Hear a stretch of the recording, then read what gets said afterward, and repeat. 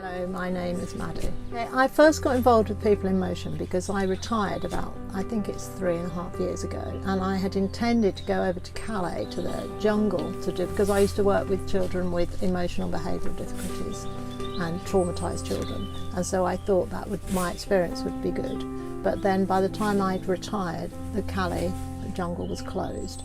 So I was looking for some way to get involved with refugees, and I found People in Motion. My name is Alan Hood. I'm a volunteer for People in Motion. Well, I started out, I had some friends who were involved in People in Motion, and they were on a Facebook group. And I thought that's a nice thing to join, so I joined the Facebook group, feeling that was actually going to help someone. And I had visions of dozens and dozens of people doing wonderful things for the Syrian refugees. And so I followed the updates. And one day, Elaine put on there that nobody turned up on a Wednesday. And that caught my conscience. I thought, nobody. Because you kind of assume that someone out there is doing all these things. And I thought, I'm not having that. So I got in contact, said, can I come along? I can't come on Wednesdays, but can I come on Saturdays? So I did in, I think it was 2016, joined them in Out to Grass and just stuck with it. What I really got involved in was sorting clothes. It takes me a long time, it's nearly an hour drive for me to get here. But I come and I sort clothes, bag them up, and I have been over to Calais 3 times. But mainly it's sorting and bagging up clothes. I tend to be packing. Now, because when I started, I was dreadful at working out what size is this, are these culottes or trousers. Said, well, once you've decided what these things are, I'm happy to pack them.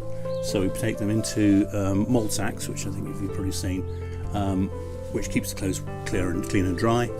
And once we've got, for example, women's medium-sized trousers, we have a load of women's medium-sized trousers, put them into the mould sacks, zip tie them so they're clean and dry and they can be transported, standard weight, and just repeat that. But then when it came to it, my main skill now is sorting through clothes.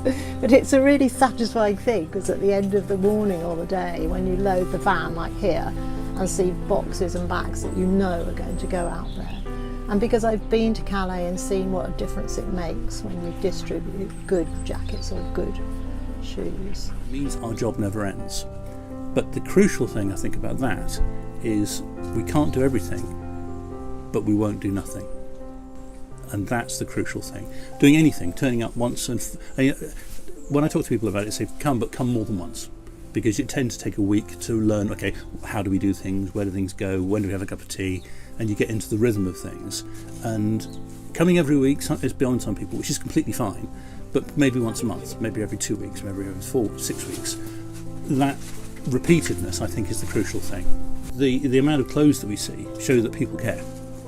And one of the things, but the most valuable thing you can give is your time, because that's the one thing you don't get back. Also, the atmosphere here when we work together is like really communal, it's really equal, everybody's on an equal basis. There's people from all walks of life and all persuasions, but who all care very much about disenfranchised people. And sometimes it's freezing cold and sometimes it's really hot, but it's just a really nice place to be with other people that care about the same things as you do. You can't solve the world's ills, but you can do what you can.